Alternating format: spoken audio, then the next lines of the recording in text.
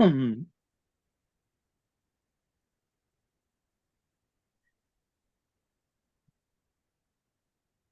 Okey-doke. Oh, so is there anyone else waiting there, Lori, or? No, we have, oh, maybe they're, I hit admit, but they're. Still languishing? Okay, so Anthony and Yes, Janet and Derek. Okey-doke. Okay, so good evening, everyone. Welcome to the May 28th, 2025 Dover Conservation Commission hearing. Lori, if you can go ahead and read our guidance from the governor, please. Following guidance issued by the governor regarding the open meeting law, this public meeting will be held remotely, and individuals wishing to participate may do so by using Zoom video conferencing technology to join the meeting. By video conferencing, use a computer or tablet. You may click on the link to join by telephone. You call the number and enter the meeting ID and the passcode, and the meeting is being recorded. Excellent, thank you. Okay. Per our protocol, I'm going to request if there are any citizens who have comments that are not on this evening's agenda, please feel free to speak. Given we have a light agenda and few people here, I'm going to move forward with that. And so our initial discussion for the evening starts with Wild Woods, rerouting the Whistler Trail. And Anna, why don't you take it away? Yeah, so we've got a couple things. This was slightly more complicated, or at least new to us, project of there's one of the Wild Woods trails both sort of cuts through private property and goes through wetlands, and Greg has proposed a rerouting, which is also relatively close to wetlands. So we wanted to figure out how folks felt about us cutting a new trail. So I can share my screen with the memo I emailed out, or Greg, if you want to, like, that's great too. Oh, you can share. I'm not adept at that. No problem. I mean, let me see if I can share my screen.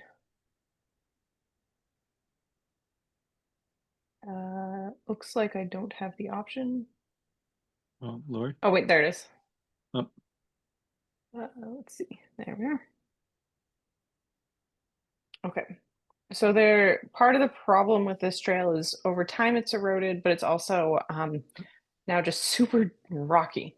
So the section we're at for where the Whistler Trail is in Wild Woods this is Center Street. If everyone could see my cursor, the yellow line is center. So we're kind of behind the Center Street houses. I think it's 138. We're kind of behind there. And then that's a detail.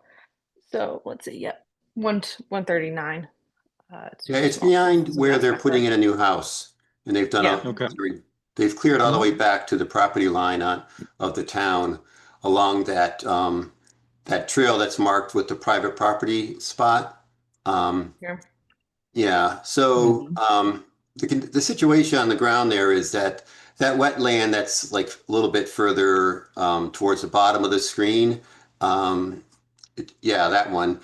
It kind of continues up all the way up to where it says wet crossing. Like right now, that is like a foot to a foot and a half deep. The trail then goes on to private property for a little bit, and then it loops, and then it connects back into the town property, and it connects to the Whistler Trail at the bottom of the steep and loose hill, and there is a bridge there on a stream that's just above there. And so the wetland area, yeah, I guess the trail that's there now, right where your crosshairs was, it is fairly close to the wetlands there, but it's been there, and it is a fairly dry spot. It's actually a pretty good location for the trail there in terms of drainage. It's never gotten wet, but the Whistler Trail is the trail that kind of dips down and goes up to the steep and loose part. So it's, yeah, look a little bit to the left of your cross. Yeah. So that trail looping around is the Whistler Trail. The trail on private property was just a single track up until a couple of years ago. And then someone started widening it so they could get their tractor to mow along the trails, to brush hog the trails. I think they like that trail better than going down the steep and loose hill. I suspect that taking their tractor down the steep and loose hill was probably a pretty dangerous proposition. So for whatever reason, the trail that goes onto private property and through the wet spot has been used a lot more in the past few years. But the trail that has existed, the Whistler Trail, has, become rather steep and loose over time. The grade there is, like a 12% grade and like 22-degree kind of grade up that hill, if anyone's familiar with it. But it's pretty darn steep. It basically goes right down the fall line, which is, kind of rule number one in what not to do with a trail. So what I am proposing to do is to basically follow that little blue line there.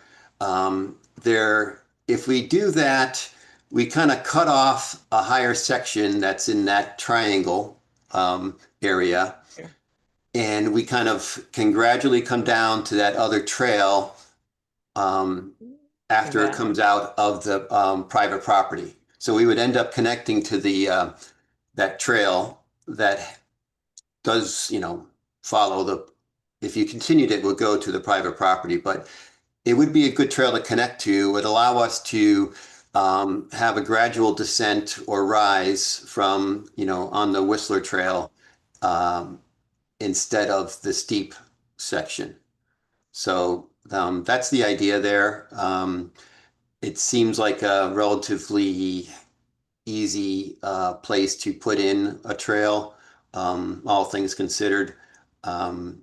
But given that it's a carriage trail, it needs to be wider than regular trail, a single track. So, permitting is generally required in that case. So, that's why we're here. Yeah. And how long are the reroute, how many It feet would is be that? I think it's under 100 feet. I can Oh, measure really? it for you in a second. Where's my measuring tools? They aren't here. It's like 50 yards or so. It's not that long. Let's see, 30 meters. What's that? So yeah, it's probably less than 100 yards altogether. It's definitely less than 100 yards, depending on how we curve it.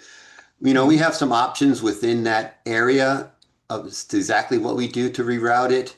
I was out there with Rick and his brother yesterday or 2 days ago, and he was thinking he'd like to not see the new house going in, if Yeah. at all possible. Mhm. Their house is pretty far from there, but they've cleared out a huge area that goes right down to where where the property line and where the trail and goes over their property. That whole section, there's a big clearing. I don't know if it's for another outbuilding or what, but there is definitely a large, very large clearing there, right up to the property. So I understand his concern there, but the trail, as I more or less have it, it probably has the best topology for kind of gradually getting around that hill there.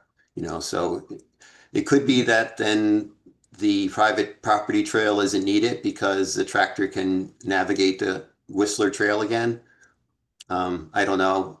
I'm not And planning has on shutting down anything. Has anybody talked to the homeowner or the landowner relative to the existence of that small bit of trail that's on private property there? I believe Dave Williams did. At least he said he did, and he's in the hunt club, and he's the one with the tractor. So he says that they're okay with it. Mm-hmm. But and that's fine. I don't plan on, I wasn't gonna try to close it down, but it does go through a pretty wet section. Mhm. It's not always wet, but that spot is surprisingly wet at times. Mhm. Like Mhm. a foot or more deep, and Yeah. it's like 50 feet long or so. And do you have any photos of the area I around the reroute? um photos of the hill may Mm-hmm. not be all that useful. Let's see if I can find it. We can also add it to the memo here, and everyone can get a copy. Um, sorry, it's going to take me a little time to figure out which one was it. Um, What to do about that wet crossing is a bigger problem we have, but this one is should help. Also, if you get stuck there, like coming down this way, you can just kind of avoid the whole thing and still end up on the Whistler Mm-hmm. Trail. Mm-hmm. Right. And where's the trail that the wet crossing as you continue going down and to the left? Where's that end up? Can I oh, zoom? Sort of all down here. It it ends up, connects to the Whistler Trail, yeah. um, where you can see like the reverse, the fork, whatever. At the Mhm. bottom left of the rectangle there, that's where it connects. Um, Mm-hmm.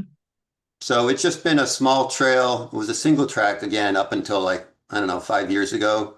And then when Dave started widening the trails or working on the trails with his tractor, he started taking that trail. Um, and it had been disused. It had been down to just a single groove, essentially. Um, Mm-hmm. but I think that, I don't know why, he said he likes the trail better. So, you know, Mm-hmm. he started. So if we move back to the original bypass that we're looking at, so you're not going through a wetland, but you're within the buffer. Is that the concern? I think this section is. It also is just like a new trail we're cutting in Concom land, which I don't Yeah, think and we've done it's a yet. wider than usual. Like if it was just a Yeah. 30 incher or something, it's usually not much of an issue, but this should be Mm-hmm. wider. Um, Mm-hmm. yeah, and it is close And to that wetland, but it's not changing things much on the ground because there already is a trail there.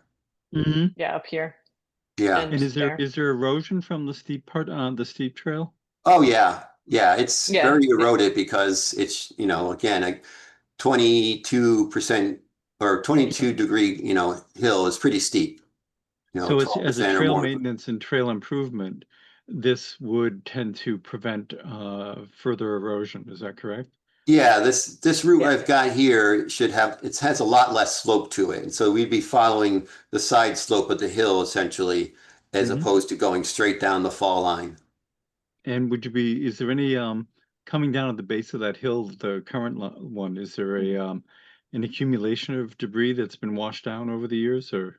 Um, yeah, it's not really noticeable there, but it's Okay. definitely there's a lot of loose rock. Um, last week when I was out there, I could see that someone did navigate it on a horse, and there was like, you could see that the hooves were slipping a bit. Mhm. At times going up that hill. I'm sure it's navigable, but it is also just loose. Yeah, Why would you no, do I'm just that? I'm thinking in terms of the rationale for trail maintenance, even though would be cutting a new trail, you're in essence looking to improve and redirect from an existing trail. Yeah, Uh, Yeah. that's it. So, Also, Janet, just what's a bit safer. What we've yep. got now is like way less safe than all the trails around it, and sort of surprising. Mhm. So Janet, what's your input on flexibility here for trail maintenance? Yeah, I think because they're proposing to reroute an existing trail further from the wetlands in order to protect it, and it's just a safer trail, that it would be a de minimis impact. Everything Mm-hmm. will be done by hand. And it's really, I don't see any alteration here. Mm-hmm. It's an existing path and they're just improving that, so. Mm-hmm. Although they would be cutting, is this the semicircle path here? You're looking at taking down some trees in order to put that one in? I would probably not have to take down much if I don't. Mhm. When I was out there, I was, you know, looking for an area where I'm not going to take anything down that's bigger than a few inches. Oh, okay. Mhm. It's just, I don't think there's any need to do that, Okay. you Okay. know. So Janet, what's in terms of memorializing something like this, what's your recommendation in proceeding? So I think the commission should vote to approve this based on the proposal. And as long as it's in the minutes, and also a copy should be in the Wildwoods, whatever the conservation land file is, as long as there's a Mhm. copy in there. Okay. Then I John, this is And- Paul McManus. Can I just add something? Maybe Yes, would help? please. Under state regs, bylaw doesn't have it, but under state regs, in the buffer zone, a 3-foot path for public use, creation of a 3-foot path for public use in the buffer zone is an exempt activity. Mhm. Yeah, I think this would end up being wider, just because of it being a carriage path. I don't know if you've been out in the wildwood and seen how wide Dave has been mowing things, but the Whistler Trail is like 12 feet wide in many places.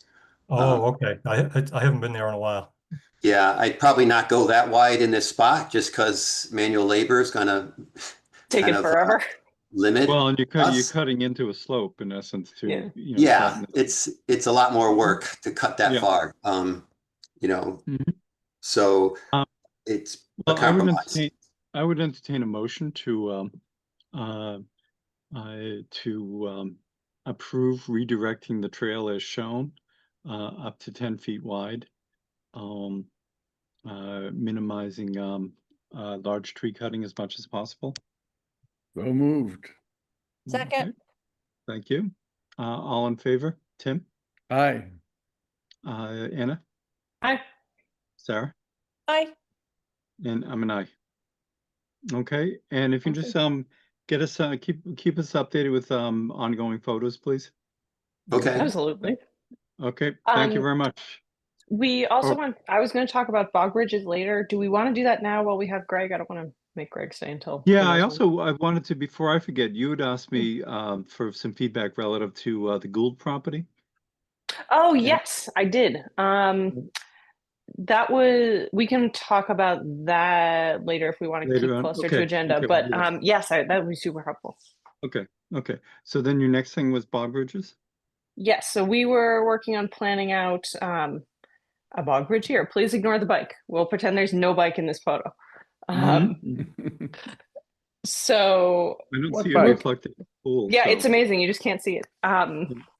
The 2 bog bridges we're planning, one to go here, where this is the beach trail, like spur. That's at this point the trail is you walk through that stream. So we want to stop that.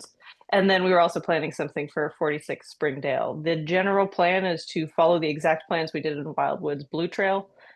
The 2 bridges end up being more feet, but it's 2 bridges. So we've got materials and stuff costed out. We didn't redo the designs because it's going to be the exact same thing as last time. So we just linked to the description there. Let me go And through the estimate or do any questions? so the question, I have a couple things. I Mhm. don't know if was this money that was already earmarked for this fiscal Yeah. year? Oh, Yeah. okay. And this involves some of the woods that's sitting at Jay's, or? Yep. Oh, it's not Okay. at Jay's anymore. It's sitting at my place. Oh, Okay, yeah. Was it cut? Go ahead, Was it sorry. already cut, or? Yes. Uh-huh. Yeah, we've got about 330 or so board feet, Board feet? Mm-hmm. which is plenty. It's well more than these bridges need, but some of that Mhm. wood is nice long planks that we can use for simple bog bridges to get through muddy spots, Mhm. where we can put them down quickly, next to the existing trail. But Mhm. anyway, yeah, so we have that wood. That's this. And John, I looked into the idea you mentioned when we were out in Springdale about the post that gets sunk into the ground. I think that Oh, was you. the spiral ones, or the Yeah, the ones that Mhm. are like used for docks. That gets pretty pricey. I was surprised. Really?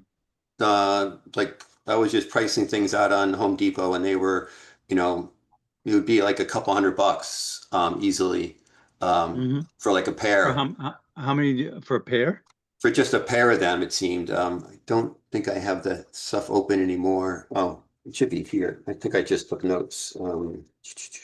But yeah, I was surprised that it's definitely not cheap. You need galvanized pipe.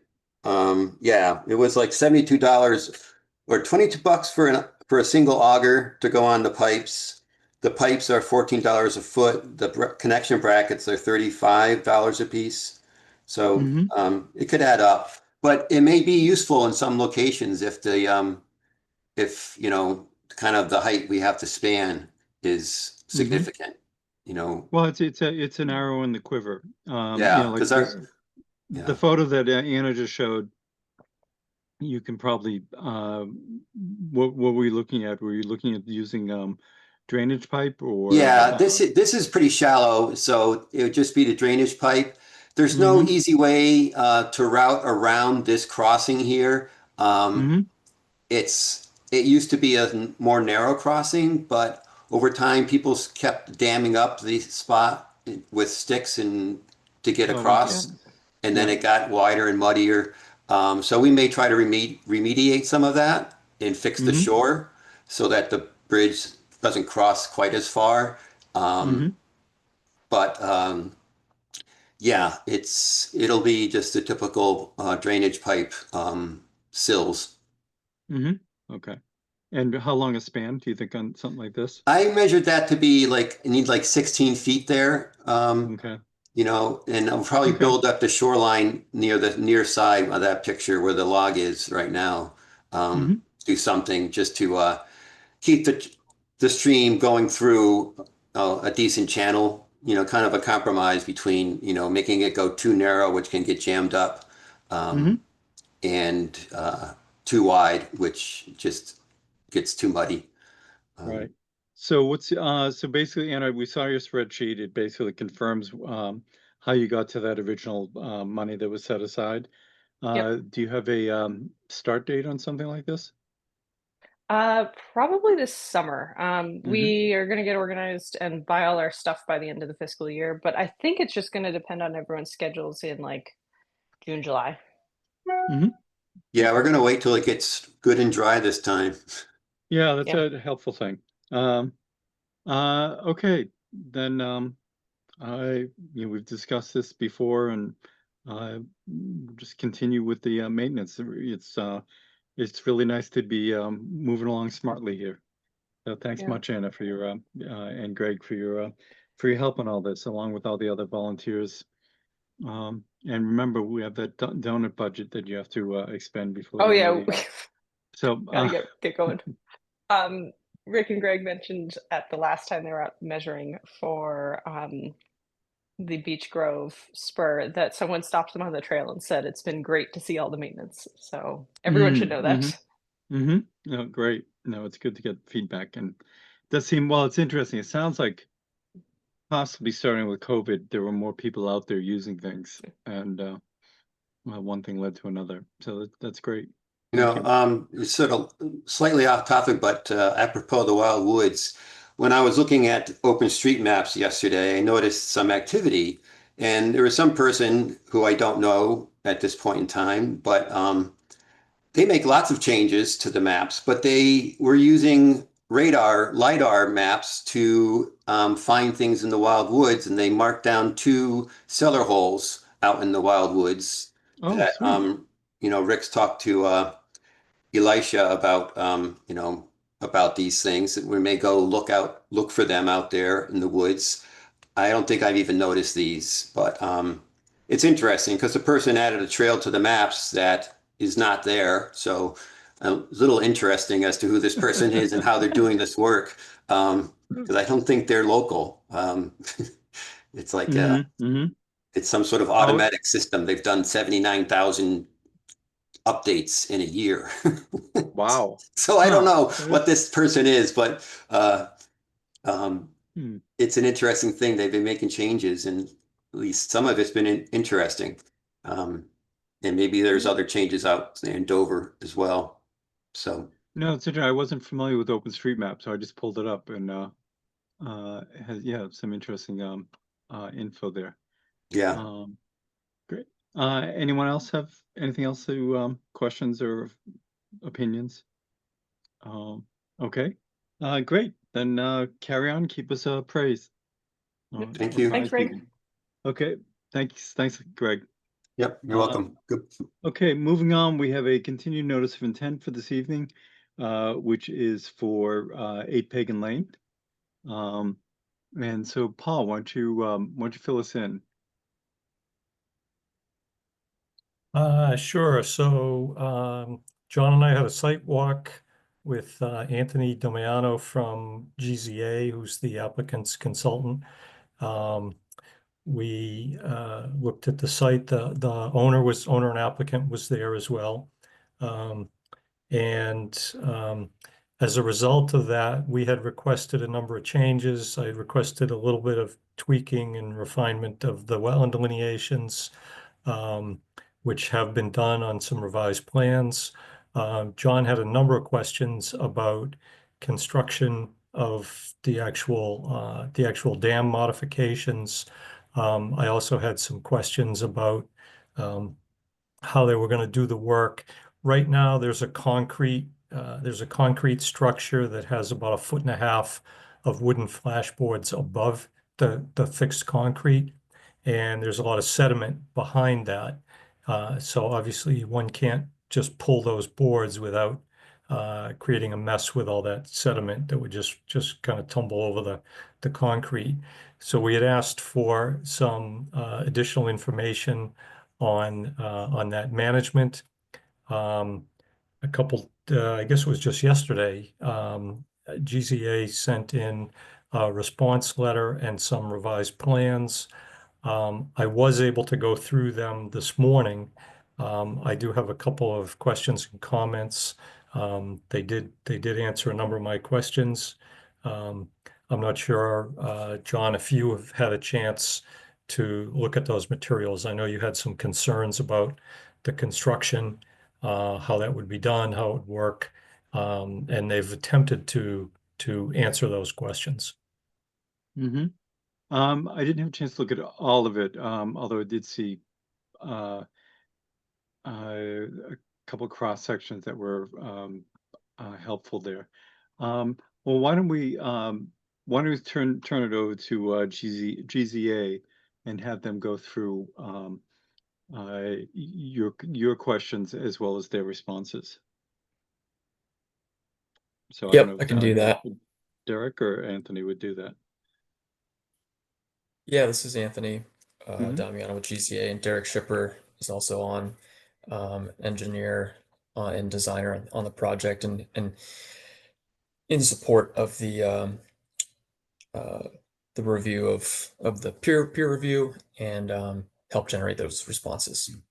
Mhm. So yeah, I can share and just kind of go through kind of the major items, and feel free to stop me at any point.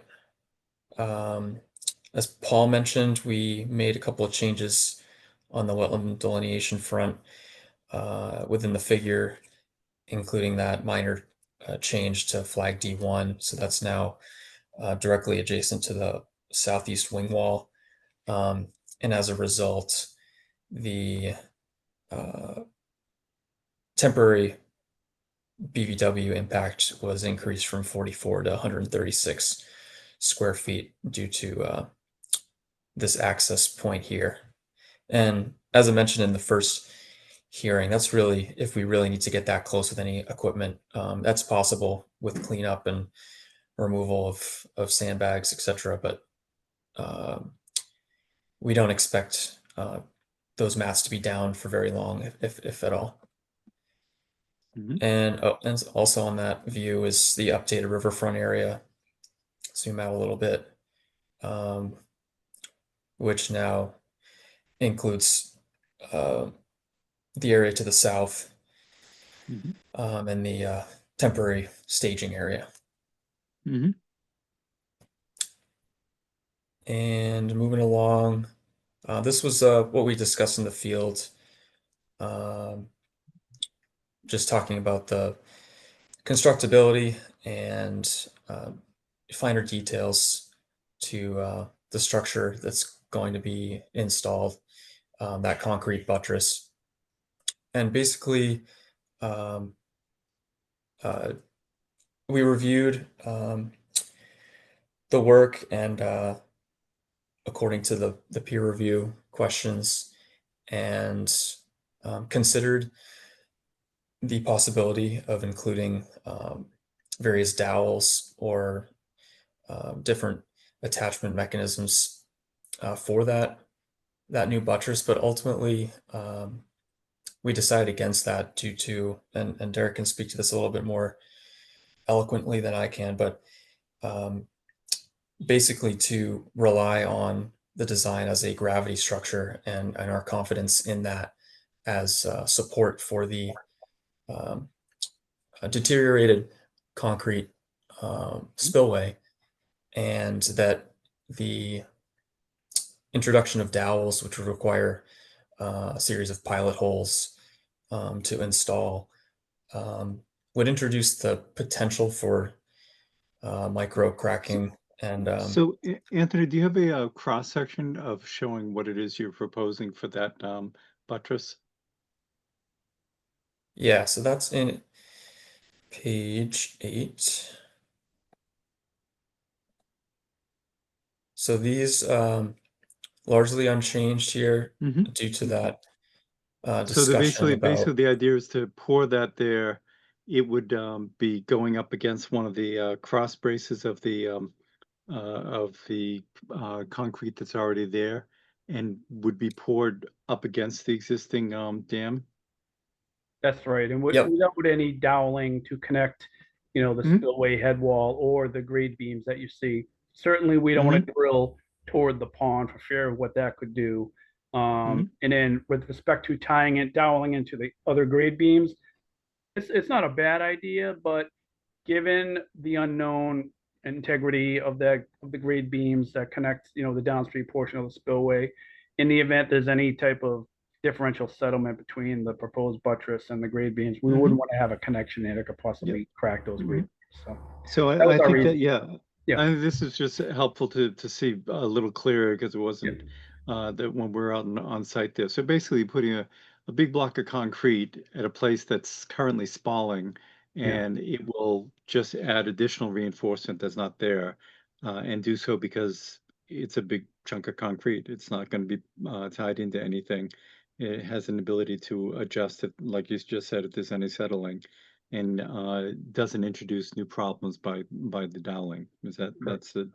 Okay. Yeah. So and I think the side view of this. So we're looking down on the left for folks. Um, there, this is a top view down. Whoops, no, up. There we go. Yeah. On that left side one there, that's looking down from the top. The dam is on the bottom of that where it says 2-inch cover. And that is a basically reinforced concrete block that's sitting there.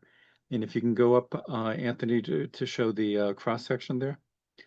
That slope cross section that you see there on the right one, exactly where his the cursor is. That's what's being placed just in the middle section of this in order to give it some additional reinforcing. And is the concrete that's under that, with the little lip out, is that there already? Yeah, that's actually, existing? if we, Anthony, you can go down a bit, we can see there are to the left and the right, if you can show that. Mm-hmm. There are basically concrete beams as part of the original reinforcement here. Okay. And then you have that one that's going from left to right. And is there a Mhm. intermediate one in the middle?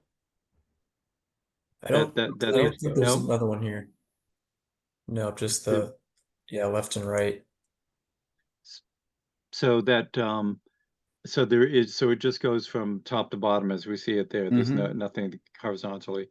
Yeah, and then so it's held in place, left to right, it's gonna be, if we move up, again, that's going to be down deeper than the beams are, in between the beams. Right. And then just sit there. There was a question that we had on the site about whether holes should be drilled and rebar in there, but I think Derek answered that, saying that old concrete, not broken, or not significantly broken, don't fix it. Don't tie something to that may actually cause more issues. And I don't disagree with that. Mhm. And the vertical supports are going into existing or new concrete? The vertical supports for the sluice, or which Uh, for, On top of the the spillway, spillway. yeah, where the spillway crest is pointing to, the little dashy line there, that thing. Yeah, a little Yeah, bit so to the if you- left, Anthony. Yeah, there's the one below Yeah. that shows it. Down one. so This is so that one there shows the existing Yep. wood, I think, or is that the proposal? That's Proposed, yeah. that's Yeah. proposed. Yeah, there's only I think there's only 2 or 3 posts currently. Presently, there's a big piece of concrete in the middle. There's a photo up above, right, Anthony, on another sheet that might help folks. Is that right? Somewhere on there, right? Hmm. Maybe it's something else. Okay. Yeah, so there's a Yeah, piece. I thought Go to the existing Oh, condition. there we go. There it is. There it is. Well, yeah. that was confusing, because that's showing, that's a proposed photo of Yep. the stanchions that are being proposed. Mhm. Currently, there's, in that middle section, there's a concrete post or concrete wall that extends up. Mhm. Just, yeah, where he's circling with the hand there. Mhm. And that's being proposed to be cut off. And these are you going with aluminum or steel for these? They're steel. The stanchions? And so those are they're basically like H beams, Yes. actually I-beams. I mean, yeah, there we no, go. I understand, but those are you're gonna drill holes and insert them into that was the Yeah. question, how they're gonna get there, yeah. And that Yeah. See that doesn't, that detail doesn't right weaken there. that whole wall, drilling them in. What's that? Drilling them in is not gonna weaken the wall. No, it doesn't, not going down, you're still above the mean water level. Okay. And that I think Derek's concern was you start drilling horizontally, whether or not you create Mhm. Sure. a water course there. So Sure. and then you can see the expansion bolt detail to the right there. Mhm. And then you're looking at the top-down view of the I-beams, and Mhm. then they'll have sluice boards slotting into those slots there, Mhm. and going Right. across. Got it. Mhm. That does lead into one of the comments on the next page, but which this covers, that if we do encounter any deteriorated concrete where we want to install the 4 new posts, that will be chiseled down to sound concrete and fully embedded in that sound concrete, so Mhm. that any deteriorated concrete will be removed Mhm. if found at those locations. Mhm. But we'll get to that. Okay, why don't we continue with responses, Paul's concerns and Yeah. responses then?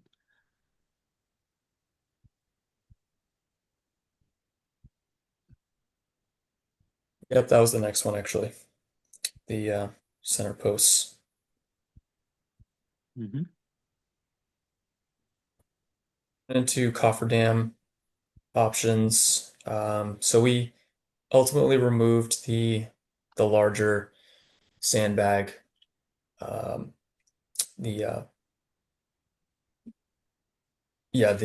large sandbag option, and that'll allow us to avoid the tree removal and a large piece of equipment that would be required to extend those out and remove them. There was some concern about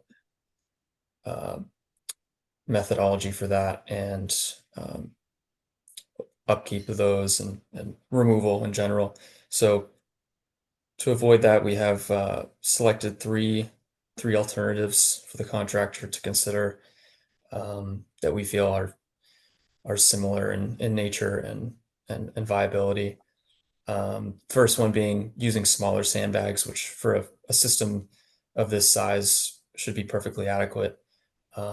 Your standard sandbag, 1 by 3 feet, and lined on the outside with a poly sheet liner to isolate the work area, and still in the same system where we would be able to isolate the work area in this fashion, where half of the area would be isolated with a sandbag or similar cofferdam setup, work on the dry or isolated area, and allow water to continue to flow over the spillway and downstream. The second being the bladder. Yep. Go ahead. Go ahead. I'll let you finish, Anthony. Sorry. Oh yeah, no problem. Second being the bladder dam option, which we do have in all 3 of these, we include updated details here on page 6. Here's that poly liner for that conventional sandbag option. The bladder dam, which ends up getting filled and expands to create that similar work area, and timber bracing option, which would really work essentially the exact same as the sandbag option, lined with a poly liner, and we're able to move that to accomplish those 2 work areas. I was Go ahead, just, Paul. excuse me, I was just going to, I commented today that I've seen a couple times a bladder dam used. Excuse me. My concern with that is any that I've seen tend to be very large, very heavy. As a result, taking them out in particular tends to really create a lot of disturbance. So my advice is I don't think a contractor would choose that, first of all. But my advice is that I frankly don't think that that's really feasible without making a mess and really disturbing a much bigger footprint than either of the other 2 options. Excuse me. Yeah, so we're totally fine with eliminating that as an option. I mean, quite frankly, I think if I were the contractor, I'd use a timber frame like option. I'd put some plywood sheets on the ground and embrace it and put a liner on the outside. That's what I would do. But if the commission has concerns about the bladder dams, we're happy to take that as an option. So that brings me up to, while we're there, we're talking about the amount of silt that has built up behind the dam there. Yep. And obviously that would play a role as you're trying to throw some plywood in there and posts and stuff. I didn't notice anything, but I didn't go through with a fine tooth here. Are you looking at removing any of that silt as you do some of this work, or is it incidental? Would it be incidental removal, or? Yeah, well, it's accumulated up to near the top of the flashboards that are there, and we need to take those out. So we're just going to take the sediment immediately adjacent to the flashboards down to the fixed crest of the spillway. As much as I'd love to dredge it all out and take it out, which really should be done, we'll just take it down to the spillway crest. And if so, then you're putting in, that's not that compacted. You mentioned that if you're using the timber frame, you're looking down to get good soil. And I just didn't know if you had an idea of how far down good soil was there. I don't think you really need to go that far. You could almost put it, a couple inches in, and then put the liner in the direction of the pond and embrace it. We could be holding back like 0 inches of water if we do. Yeah, if you're in the August or something, right? Yeah, if we do this at low time, I think you're going to see the water at the spillway crest, and we might not even need the cofferdams. Okay. Continue. Good, Anthony. Yep. That covers that one. Low level outlets quickly, the center one, I can navigate to that. The Yeah, center well, one, we actually think those are, we mislabeled those. We shouldn't have called them low level outlets. Not sure what they are. They may be a remnant from construction or something. But there's pipes there. We're gonna fill them with grout. So they used to Mhm. say low level outlet. We just simply label them pipe for now because we're not quite sure what they do. They don't pass water, that's for sure, because they're dry. Mhm. this one in the center, you know, is going to be right in front of our proposed buttress, so that one will Mhm. essentially be sealed by that, and then this one we did notice that one's proposed for grout. Mhm. And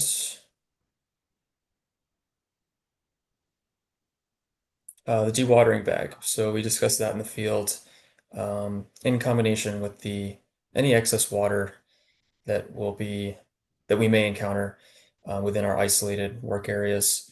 And it was a good point made.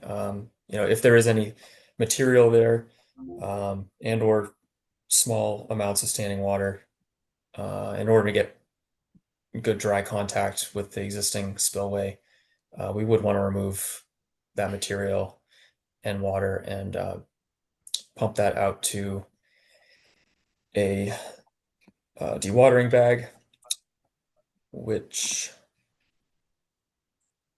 we have added on multiple pages, but this is the best shot of it. We'll end up staging this that's out of the way, out of the access area, and as far away from our BVW, nearest BVW as possible. So that will be, and on the southeast side, we want to keep all work over here since we have the most space. This has a little more topo and it's a little tighter anyway. So we're aiming to keep all work on the southeast side of the dam. That includes this access staging and this dewatering area. So water will be pumped there and monitored. So does water pump Well- into a large bag and then get filtered out? Is that how the dewatering bag works? Yes. Right, exactly. So water gets pumped in, sediment settles out, and water slowly filters out of that bag and gets reintroduced as groundwater. It's essentially a bag constructed of filter fabric, if you, Mhm. Yeah, I'm sure you know what that that's is, yeah. Yeah. So, I- okay, does that take us to the end of your responses? Yeah, if I can, excuse me, John, if I can Go ahead, jump in on Paul. the filter Yeah. bag. I Yeah. had a comment on that. As Derek and Anthony said, hopefully they're not going to have a lot of water to deal with.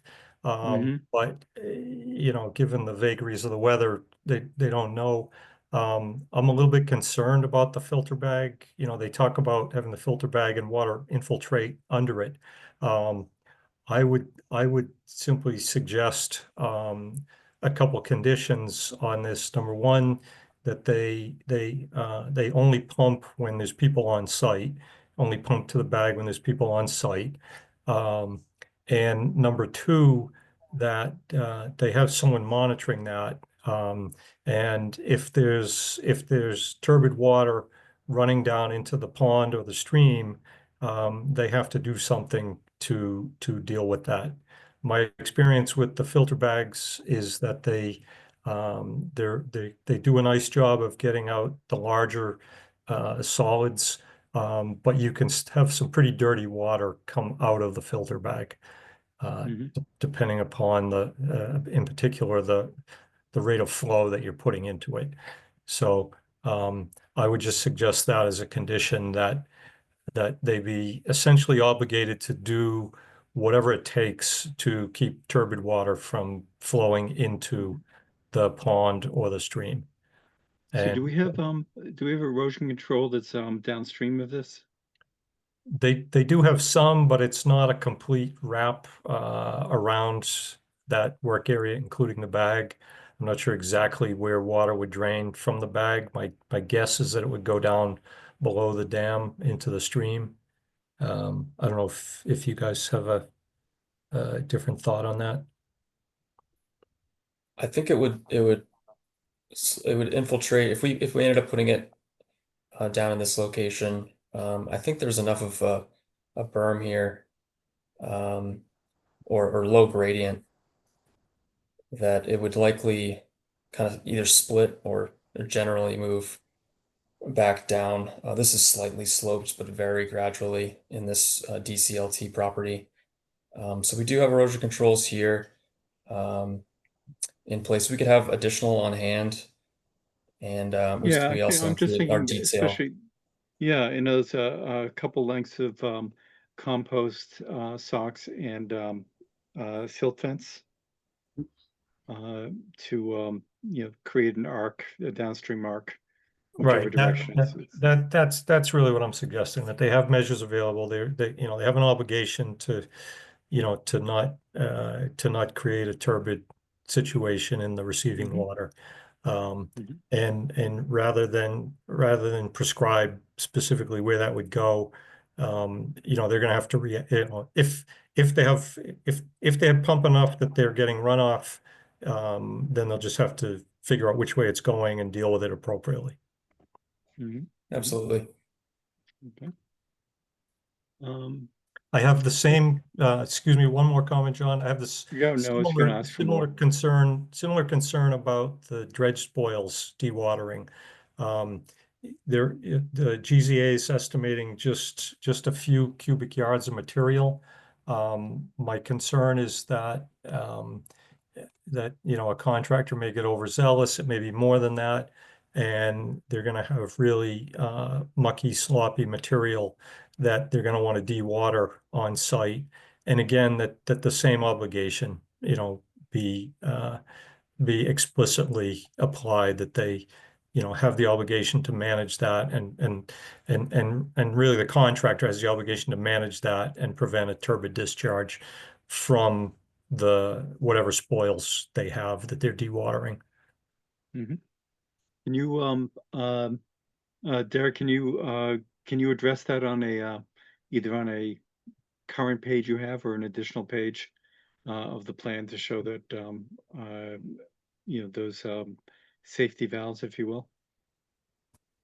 Yeah, as far as I mean, we'll be excavating on the right, and if you're looking downstream, excavating on the right side. Mhm. I anticipate, a mini excavator, Mhm. again, about a foot, because we're just gonna go down to the top of the spillway crest. Um, Mhm. take that out and then load it into, directly into um, a truck that we can then get it off site. And I think the plan is to bring it over to the applicant's property, and we'll see if she'd like to use it in a garden or something like that. It should be a material pretty full of nutrients, but I think that's the plan. So I think like essentially a load and go operation would be what we do here. I see. Mhm. Yeah, I think just as Paul mentioned, to just to have some notice on the plan of additional erosion control materials that are available to be used in case something goes awry. Yeah, sure thing. And I think how, similar to what we just talking about, putting a little semicircle down where we think pumped yeah. water might go to. Mhm. That might also capture, if we're loading from the right side, that we could capture anything that might, leak out of while the bucket's swinging around and such, Mhm. All the more reason to And put something down there. yeah, and I'm looking at the grade there, you're going from 171 to 166 to, Yeah. it makes sense to anticipate. Yep. Yep. Yeah, I definitely will put something there. Mhm. Additional questions, Paul? I think that was all. I mentioned, I'm not sure of my own opinion about, is it appropriate to have a turbidity curtain on the upstream side of this? If there is work, that's not in the dry, if you don't get that ideal scenario of low water. there's, we're talking about, excavating this material, and the sandbag, whatever dike they put in can't go in until after that excavation happens. And then whatever barrier they do put in there will have to be removed. So I'm not sure it's not overkill, but a turbidity curtain just upstream into the pond of that work, I don't think would hurt. I don't know if To Derek prevent- had to have a comment So- on. So to prevent silt that gets brought up during that excavation from moving backwards into the pond there? Is that what Correct. you're- Mhm. And Derek, your thoughts? My thought is it'd be quite minimal disturbance, but if it's a concern of the commission, it's one more added cost for the applicant, but if it needs to be done, it needs to be done. Well, I think one of those things might be something that could be depending on what the water levels that you have there. I mean, in essence, you have a whole bunch of silt there in the first place. Any turbidity, given the relatively small amount of excavating, proposed, would settle within a very similar area that it's being removed from. I would agree. If the water level is low. Yeah. The question is if we continue to get weekend onslaughts of multi-inch storms, and you have a need to get in there and get this done, then it would make sense to, based on the whatever the conditions are, that if those conditions, it would be helpful to have the turbidity curtain. Maybe we should make arrangements for it if things are not as dry as you are hoping for. I think it's worth noting that the excavation will be done in the dry within the cofferdam system, so that any kickup of silt would be caused by the installation and removal of the cofferdam in all Of likelihood. the dam, right, which again is another example of things being minimal.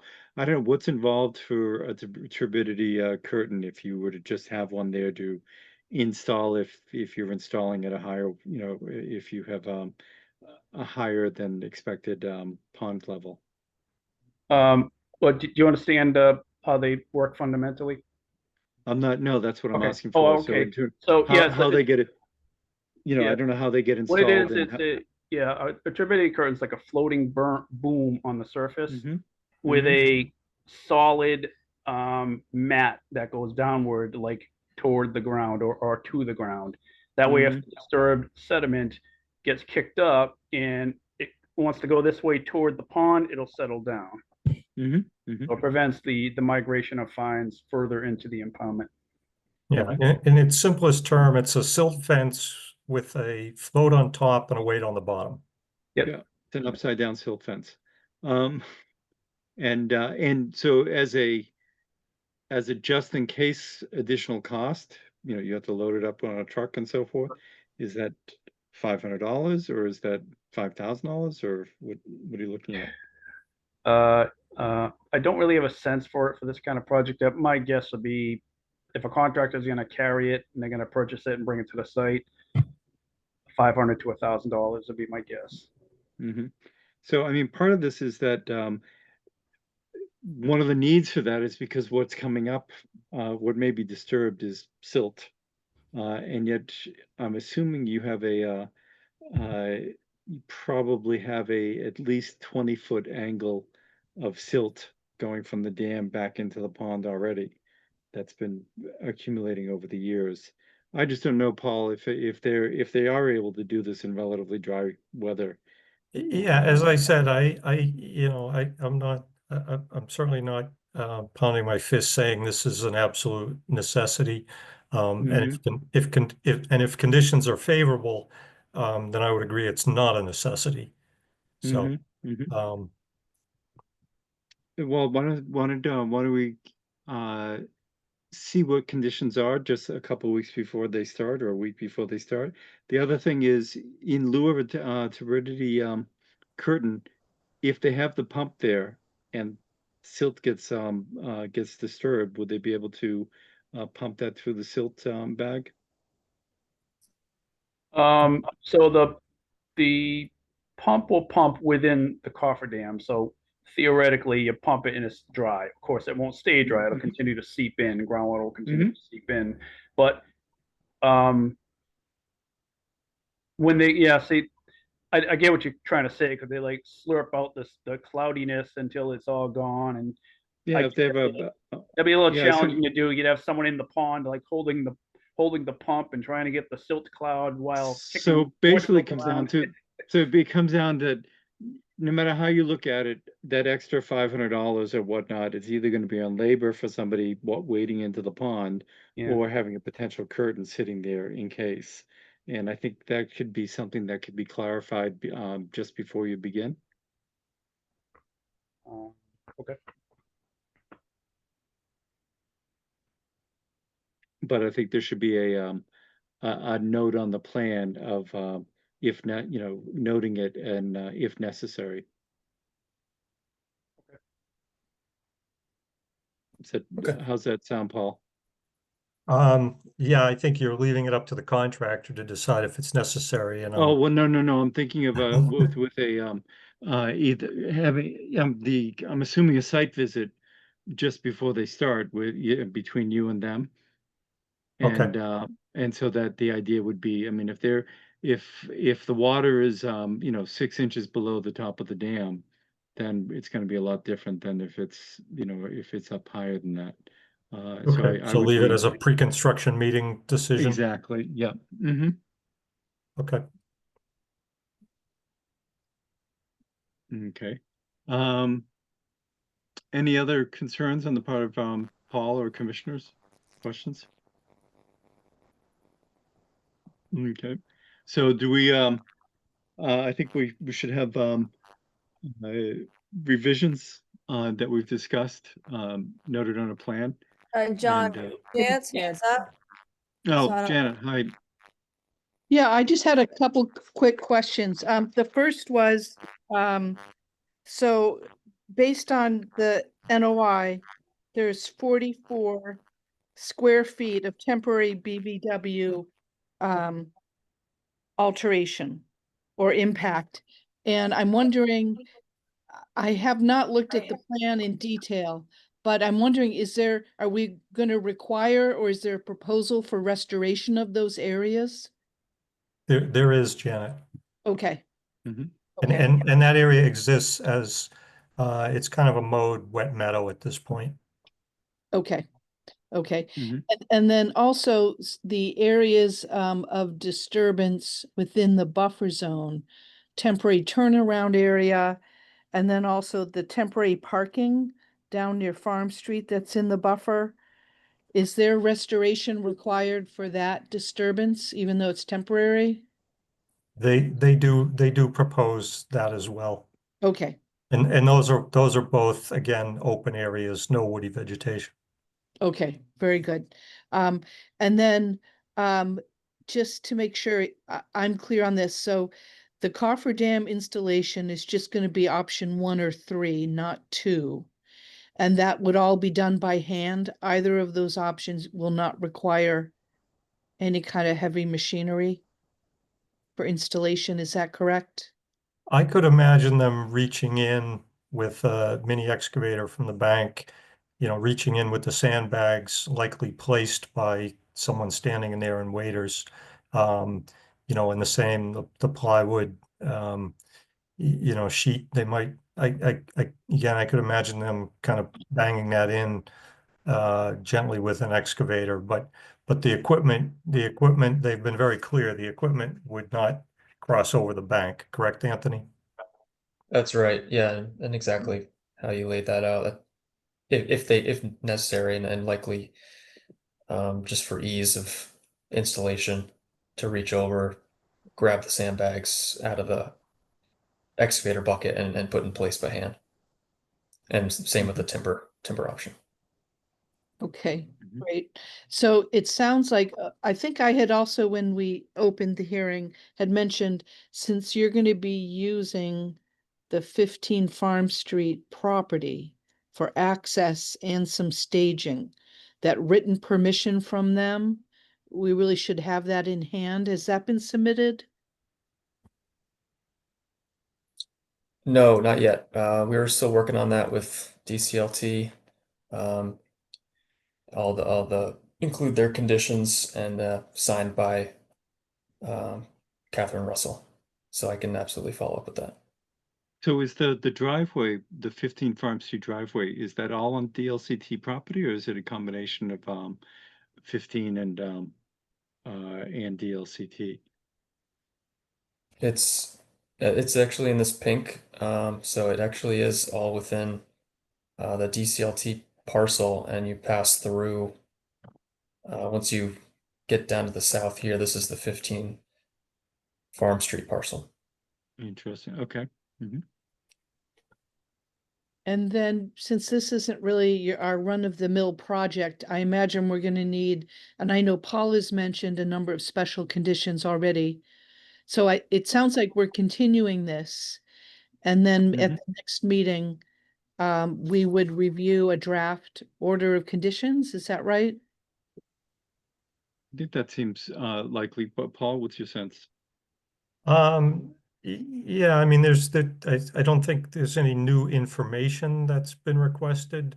Well, I think we had some clarifications. The question was whether or not to have those clarifications put on the plan.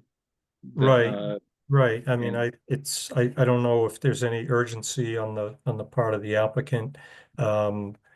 If, you know, sometimes these things get conditioned as, you know, subject to, you know, plan revisions as discussed. That's up to the commission. The cleaner way certainly is to keep it open and then bless the final plan. But as an alternative, I know at times you've conditioned things subject to plan modifications. Yep. Yeah, I didn't. My sense was when we talked, assumed a continuance here, that that wasn't objectionable, and given the fact that we're due to have at least another week of rain, it's unlikely they'll be looking to start, within the next few weeks. Is that correct, Anthony? Oh yeah, no, I think we you're still have looking some planning. later July, yeah, in later July, and contractors and things of that sort. So why don't we note these things on the plan? Let's continue this to our next meeting. And then relative to Janet and Paul, relative to special conditions and the like, is that something, as you mentioned, this is a little unusual. Is that something that Paul, when you've reviewed things, have you written orders of conditions, or have you basically at that point turned it over to Janet? Or I'm not really clear how we. I frequently recommend conditions that get adopted. I'm not usually directly involved, but I'm happy to work with Janet to, you know, going through that, however you want to handle it. Yeah, I think once we get the updated plans, it would make sense to, at that point, you'll have some time to put forward recommendations, and then we'll have Janet write up the order of conditions there. Does Okay, that so work well? Janet and I can communicate offline. Yeah, does that work well with you, Janet? Yes, and one other site plan, if they're gonna be revising those, our standard erosion control also has orange construction fence on the non-wetland side of the compost sock, just to make sure no one's backing up into the protected area. So if you could just add that to your site detail. Or we could put it in a condition, but it's always better to have it on a site plan. Yeah, I think when we have it, or normally we have it on the site plan. Derek, are you familiar with what we're envisioning there? Yeah, you did basically want some kind of orange snow fence marker, just as so the contractor knows, watch out for that Yep. silt fence, right? Yeah. Yeah, no, we've just seen a lot of Bobcat or tracks over compost socks. We try to avoid that. Okay. And then the other special condition that I think would be important is that we had Paul review the application and make comments. But I think going into the project, we would add a condition that he would continue as the third-party reviewer for the commission, both pre-construction and monitoring the project, and also reviewing the COC once it's completed at the applicant's expense. No, and I think that it was kind of what I was referring to, is in terms of Paul being there handling any construction, pre-construction meeting and things of that sort. So does that all work for you, Paul? That's fine. Okay, great. Thank you. Any questions on the part of GZA? Yeah, one question. Would we need to provide that permission letter prior to the next hearing in order to close that hearing, or could we continue to work on that? We're still, I think we We would can, that's one of those things, as Paul referenced, we can make things subject to that letter. Has there been communication? Is there a little pushback Yes. there? No, it's actually, they brought it up first. So, Okay. it's just, running through the finer details on that document and And getting then- signatures. Janet, do we have an open order of conditions for 15 farm relative to the pool and things of that sort? Yes, they have not started that project. Okay, can you go take a look at that? What we noticed when we were there was they apparently put an electric trench going up the driveway. And I don't know if that was in your in their order of conditions, but there was a period of area that didn't have they got rid of all the grass, to put the trench in, reseeded, and then with the storms we've had, some of that got washed away. Could you just take a look at that and see if there's if that grass has come in, and whether there's anything there to be added to their open order conditions? Okay. Thanks. Okay. Okay, then anything else, GZA? Okay, don't thank think you very so. much. And we'll see you in a couple of weeks, if that works for you guys. Okay. Thank Thank you. When is that meeting? Lauren? Lori? It's in, The 25th of June is our next meeting. Thank you. Oh, okay, so that's 4 weeks, so we don't do a right. okay. There Is was a that just there was a by notice some- that went out. What's that? Oh, There right, was because of there was a lack of notice quorum, that the right. meeting was Got it, canceled. yeah, okay. That's right. Got it, thank you. Okay, so you get a little extra time to do that. So let's come into Anthony. If you can get revised plans to the commission and Janet, myself, it would make it that much more able to have something that hopefully is ready to go on the 25th. Yeah, we'll aim for a week prior or sooner. Or on even that. sooner, yeah, great. Okay, thank you, have a good evening. You too. Thanks. You too. Thank you. Oh, and actually, can you, Anthony, can you just send a quick email to Lori, requesting the continuance to that date, please? Yep, I will do that. Okay, thank you. Okay, next up we have is land management work group update for well, actually, before I do anything, is there anything else on tonight's agenda for Paul? And so you're all, if you'd like to take the rest of the evening off, Paul. If I think Feel I will free. do so. Have a good Okay, night, no. all. Okay, night. Well- Bye-bye. Good night, Paul. Good to see you, as You always. too. Take care.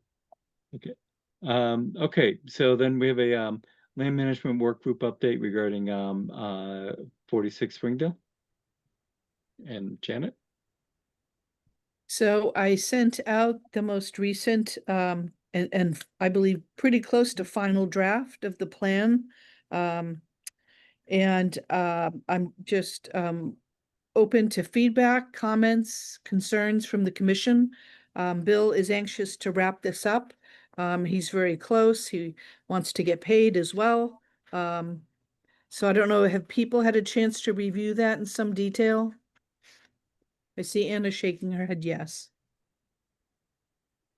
I was just into it for the bugs, but yeah. It's a good reason. And actually I saw that was it you, Janet, who sent that out to, or Lori, who sent the updated version of this to Elizabeth? Yes, I sent that to her. Mm-hmm. Yep, and I have not heard back with any comments. I know she travels quite a bit. I'll follow up with her again before we finalize it, but, Okay. yeah. And so I didn't have a chance to go through all the proposed management aspects. Can you give us a quick summary of if he has recommendations relative to mowing and bridge building and vernal pool? Yes, so the highlights for overall management. Let me get back to this page here. Like page 42, I think. I pulled it up. That was not on the top Oh, of my head. okay. Let's see. Well, there's a schedule of activity, but overall, and he provides a lot of rationale for let's see, in terms of control of invasives, more active monitoring, more aggressive control, and some education. Let's see. Maintaining areas for meadows to try to encourage bobolink migration to the area.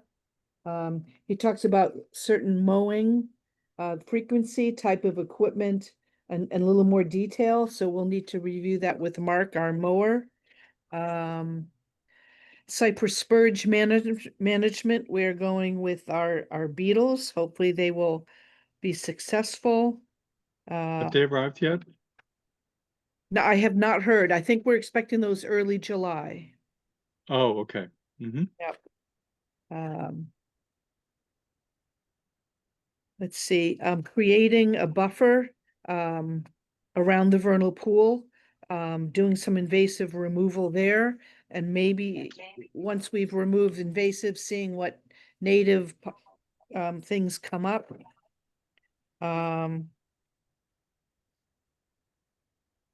Let's see. Maybe that's It's so he pretty doesn't well.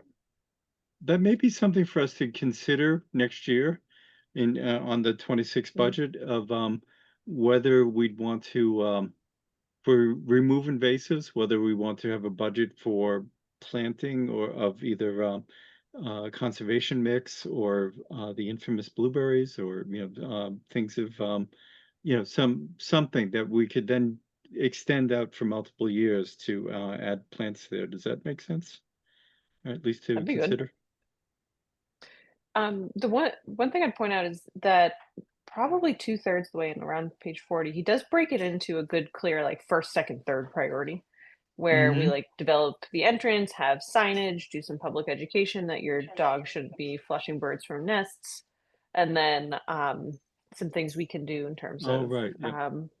bird boxes, wildlife improvement, wildlife habitat improvements, trail improvements, monitoring invasives down in third priority. And then the schedule is really helpful of Mhm. over the winter, we should plan our projects.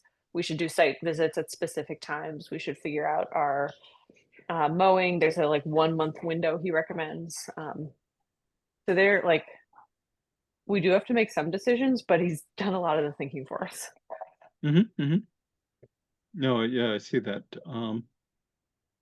Uh, so then, Jan, are you then looking for an acceptance this evening of this of this management plan? Yes. And is there does it cover all the bases? Yes, except for the last appendix D, which is estimated cost. I'm gonna spend a little time with Bill and go over that. I think a lot of the things he's put down as staff or volunteer. And I've tried to explain to him that we really have no land management staff, and very few volunteers. So I'll go over this more closely to try to identify where there are costs that would justify an increase or use of our land management budget. And so I see that really being the only major revision. Okay. And Do you see an ability to accept this, with the understanding that Appendix D would be updated, before implementation? Yes. Yep. Okay. Any commissioners have any questions? Okay. I'll I really entertain a liked his motion. work and hope we get to hire him again for our next plan. Yeah, no, it's interesting. It's as concise as 60 pages can be. And yet it's easily presented, and yet comprehensive. Did he mention anything specifically about that front entrance, or is he just based on our discussions?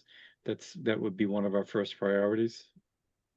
It goes into a little bit of like he doesn't like give us a shopping list, but he points out that we need signage at Channing Pond, though it's written as Chandler, Channing Pond, and then we need to figure out our screening or fence, something that works for us and the homeowner, and like figure out where the trail crossings are, which we just talked about. Mhm. So there isn't a ton of specifics, but I do think if we hit each of those bullets, it'll be quite clear. Okay. One of the things for people, if you go into downtown Holliston and go onto the rail trail, heading towards Milford, it goes by a bunch of wetlands, and they have some pretty interesting signage out there that draws people's attention to what's going on with a wetland. Maybe some, just rather than reinventing the wheel, it's something for us to look at. And if anybody knows of other towns that have done similar things. Okay, then I'll entertain a motion to accept the, Sure, sure. Move to officially accept the Springdale Meadows Land Management Plan. Second. okay, all in favor? Tim? Officially adopt. Aye. Sarah? Aye. Anna? Aye. And I'm an aye. Okay, great. Let's see. Did awesome. folks have a chance to review Janet's contract? Yes. Okay. And so Janet, the contract you sent, actually, the one that was attached to that made reference to the $65,000 a year. And I didn't That know if was- you Right, so that was the original contract approved several years ago. That Right. was, and then there's been an amendment to it Right. previously that increased it to 85. And was it 85 or was it 88? Do you know, Um, Lori? My document was 85. I heard Oh, from you and maybe Lori. Yeah, yes, maybe our budget was 88 somehow. Do you know, Lori?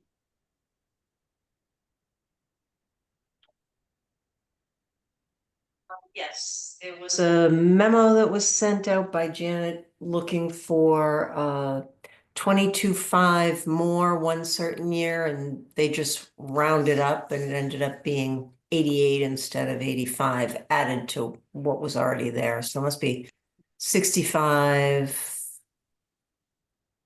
And she added 22.5, so they just made it 88. Brought it to 88. Okay, so Yeah. that was the budget amount. Question I had was, so I guess the thing there is we could, if we accept this, and any amendments through 2025, that would cover the bases, since it shows a $65,000 number. Or we can just say that we cover it for $88,000. I'm open to discussion on that. I would I just have a modify question. the contract to make that number more realistic. Well, so I I was think if we're going to make the actually- number realistic, we would have to go for $120,000. Yep. I was And going the to ask question that there, too. I think we should do that. I'd Yeah. rather have the contract be realistic and ideally update our budget eventually to be realistic. But I think Well, so having the we've- contract we've- and the budget wrong is not right. I agree. yeah. So I've asked this before of well, and we've had a revolving chair relative to town management, accountants, things of that sort. And the and unfortunately, it has not really been addressed. So, one of the questions I had was, Lori, tomorrow I noticed that there's a town council meeting, where the town council is going to be at the townhouse tomorrow. She is going to be there. I'm not sure what's left for She seemed, I don't know, slots. unless they all got filled up today, there were quite a. No, there was a few left today, and Mona was telling me this afternoon, something about 11 o'clock, but I would have to check with her and, Well, that would be great if you because could things put us got in. moved around and a selectman wanted a slot, and then Nina needed to do a conference call and, Yeah, so I just anyway, I say to, think 11, she still has an opening. I okay, think. if you could put us in for that, and this is just this would just be my question for them would be just a quick thing relative to this. The other thing I want to talk to town council about is uh our what are the legal steps we have to do to assess fines, because we have a couple enforcement orders that are languished. And I want to make sure that if we do go in that direction, we do it properly. And also if they know of any towns that do it differently and more effectively, because we're constantly circling back. But we'll address, I'll bring up some of that, and Janet will bring up some things relative to what's outstanding out there a little later on in the meeting there. But relative to Janet's So contract. back to Nina. Yeah. You want to ask her about the contract too, right? Or Yeah, no? the contract, and if you can pull together, you and I went over a whole bunch of questions for the next time. Can you pull that out tomorrow? And Sure. I can talk to you around 10:30 for that. Okay. John, I just want to comment, just based on my experience in working with municipal finance. I don't think you can have a contract with an amount that you have not been officially appropriated to at town meeting. Right. Yeah. So that's the issue. So I think the thing to do would be for next year, Right. or the next, we put it on the budget, and we, because we've right at this point in time, we have requested another $35,000 from town, from a reserve fund with the town, which is the similar thing that we did last year, and I believe we did a smaller amount the year before. And I've been frustrated because I've told them that, I'd like to have a real number in there. And, but I've dealt with different people each year separately. So I think next year we'll just put it into the budget, and then we'll get pushed back, and we'll say, well, look, this is what we've been running at, and this is what we've told you. And deal with it at that point. So I think we'll continue as the way we have been. Let's, and agree to an $88,000 budget, and Janet will do her darndest. And if we have no enforcement actions, we might get there. But it seems that the best, what we can do within the constraints that we have is approve that. Slim, you know the old saying, Slim just left town, right? No. You don't know that? The chances are slim and none, and Slim just left town. Well, we've talked, everybody we talk to seems to think it's a good idea, but then they never do it. At one point, they were going to have a consultant come in and review our whole office the way they did with the planning board and plumbing, not plumbing, Board of Health, and then this year we were told that no, we'd rather you do some of your own research, and so Nice. yeah, so I think I think the best way to push it is to then next year we ask for a more realistic budget without a transfer. So so that leaves us for this year. We have something that was put forward in the 2025, actually it was approved in the 2026 budget at town meeting. And I believe that was for 88,000. Is that correct, Lori? Do you know? Was that what was submitted? We did submit 88 for the FY 26 budget, yes. Okay, so I would, does anyone have any other discussions or things they want to bring up regarding Janet's contract? Okay, then I would entertain a motion to extend Janet's contract in the amount that was appropriated at this year's town meeting. So moved. Second, Thank you. And does that work, Janet? Any comments on that? No, Before- thank you. Okay. Okay, then let's go ahead and Tim, Yes. I, Sarah, yes. Anna. And I'm a yes as well. Okay. Let's see. Okay, then consulting invoice. Did people have a chance to see that for May? yes. And so that was, let me click Yes. out of this. Let me pull that up.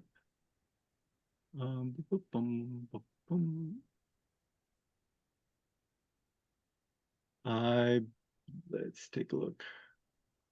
So that total amount was for $9,095 for the hours as presented in her invoice, which was dated May 21st, 2025. I will, anyone have any questions on that? Again, just death by 1,000 cuts. No. Let me just see. I think that's, yeah. So I'll entertain a motion to Sure. Move pay to approve our consultant's budget of a fee for May for $9,095. Second, thank you. All in favor? Tim, Aye. Sarah, aye. Anna? Aye. And I'm an aye. Okay. Now, there may be a delay in that. I think you're aware of that, Janet. We have, Lori has submitted the request for that extra $35,000. It got bounced back for clarification. It's back, it was resubmitted. And I think the next step is they'll be looking at taking it to the warrant commission. Is that? Yes, Chris Costello will be handling that, and he is going to take it to the warrant commission at the end of this month. Okay, and if the warrant commission needs any additional clarification, they'll be available, but generally in the past, the town manager has handled that. So the April and the May may be delayed because we're still waiting for, we have to wait. Yeah, till 'cause- these in there. So technically, we have no money. Everything has been submitted and we're trying to move it along as fast as we can. Okay, then Janet, your agent report? Did you actually did you take a vote on my invoice or not? We Yes. did, yep. Oh, you did, We okay. all approved it. Nobody Great. abstained or anything. Okay, So, thank you all. Thank you again. okay, And I thank you. think Anna wanted to talk about the Bog Bridge projects before Yeah. I go to my agent's report. Okay, Yeah, I think we're good. We're pretty good on bog bridges. We're gonna work like since we talked at the beginning of the meeting. I did want to talk about the Gould property. We noticed with the land transfer, at least in my neighborhood, there's now a big chunk of land that connects to Sanger and Chase, and you could, in theory, make a loop going across the Gould tax taken, donated. I wasn't quite sure.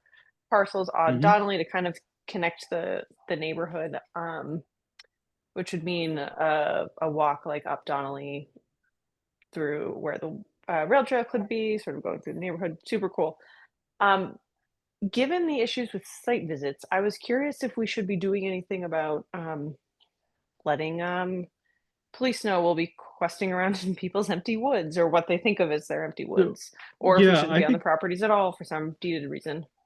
well, number one, it's different here because these are actually our properties as opposed to not trespassing, but going Mhm. onto other people's properties. I pulled out, and I will forward, let me think. I have access. No, I don't have it on this computer. I have a 8.5 by 11 laminated thing that basically outlines, has the town seal and says that we're on conservation business. And the thing for and it also references chapter 181, section 12, which gives us. So I think it's a good idea to have us print those out again. Who has a color printer? Anyone? I think I do. I mean, I have one that I've never wanted to open up because I'll only use the cartridges once and then they'll dry out. But Lori, do you know the one that I'm talking about? I think it may have been printed from you at one point, or I'm sorry, I missed that. what were you, I was let looking me into my paperwork. let me What were you just talking do about printing? let me just do an analog version of something here and see if we get The if map we of the sh- Gould properties? No, we're let's see. Does that nope, yeah, it does. Oops.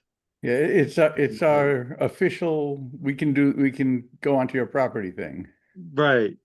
And unfortunately, this is okay. There we go. Oh, no, I don't think I did. I thought George made those. Oh, And I he thought- may have. Yeah. Yeah, So what I'll do is I'll take in.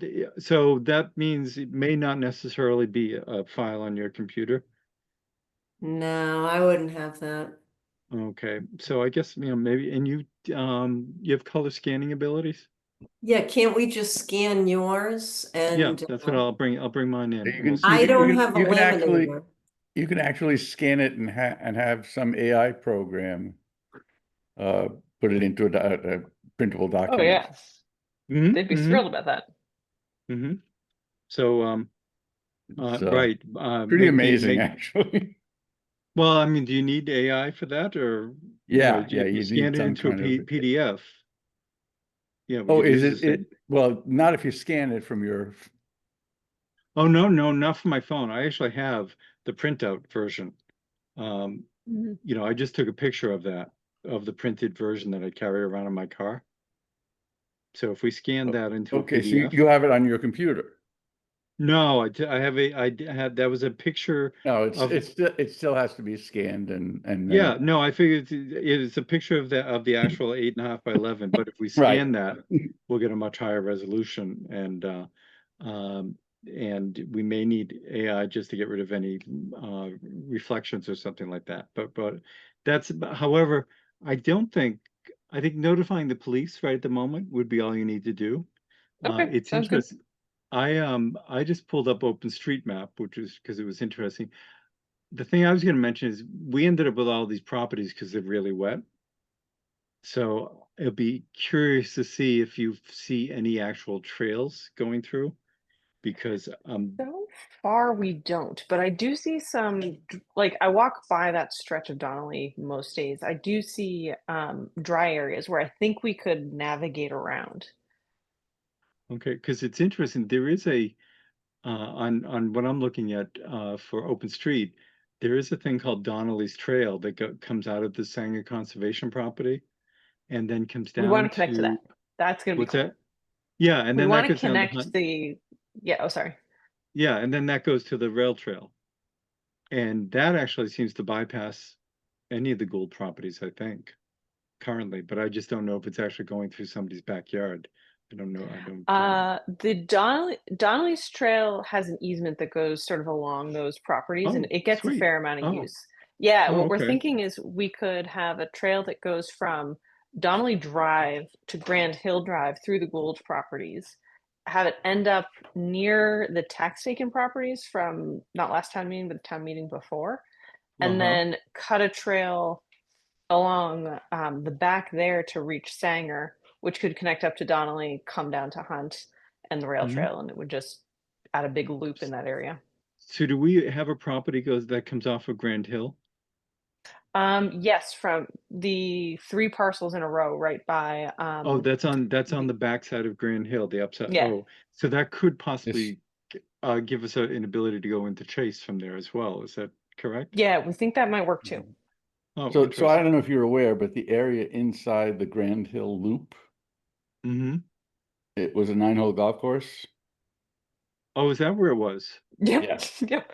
Oh, I Yeah, thought if you it, walk, I if you thought- walk through there, you see these, what I said was, when the first time I saw this, were the aliens here? Did they use this as a landing place? Because there are these, Oh. the tee boxes are sort of like, Mm-hmm. there's this flat thing cut out of the hill, and it's just bizarre. I wonder how many trees have grown up since you Oh, moved in. lots of trees. Yeah. But Anna, I do think, sorry for my late response, I do think we used to be able to go from where you're talking about, from like Grand Hill up over to Miller Hill Road. Oh, interesting. That's the trail that we're trying to, we as hunt people are trying to revive, because that used to be before, Donnelly was all 160-acre farm. And so we used to hunt through there. Sure. And so there used to be a way from the kennels to go up over to Miller Hill Road. Oh, interesting. Interesting. So I see something that looks like it comes off So the I rail think, trail. so I do think there is a trail that hasn't been maintained. I have not Mhm. ridden back there. I mean, I'd be more than happy to take my horse and bushwhack. Yeah. Yeah, and But- just have a So we GPS were backpack. talking about that. So if you go from where I think you're talking about, from Grand Hill, there is a trail that goes up over to Miller Hill Road. Interesting. I know that there's a trail that was put in by, there's a property kind of between Grand Hill and Farm Street that has a private trail that goes to a stables. I know about that one, but I don't know of one that goes from Grand Hill to the kennels, which would also be cool. Yeah, I still see the Donnelly's trail going up there, and then there's a private trail that comes off of the rail line that goes up to the end of Miller Hill. And Sarah, the Donnelly trail goes by Mark Howe's old house. Yeah, so that's what I'm talking about. Oh, That's, yeah. Yeah. so And the you, question is, I mean, if Mark was still there, allowing you to join up with his or actually no, you know what? That's because he's off of farm, not off of Miller. but so if you, Mhm. so, yeah, so there's two trails Yeah. we're talking about. So there's one that yeah. I've not done that goes from Hunt Drive up through Grand Hill to up to Miller Hill. But the one Mhm. that I know of, which is if you're coming, again, I'm talking horse trails, but it's also DLCT land. But if you're coming from the kennels, you go down to DLCT land, you cross over the railroad track, and that takes you behind Oh, yeah. Mark House. Yeah. And that takes you to where it used to be called Endeavor Farm, which would take you, there were trails back there that would take you to Chase. Mm-hmm. Well, so I think both things. I think if you can take your horse out there to take a look at things, Yep, I can. and if you have All Trails or anything, an app like that on your phone? Yeah, I do have All Trails. And I also So have if you- Equilab, which is also another one. What is it? It's What is called it? Equilab.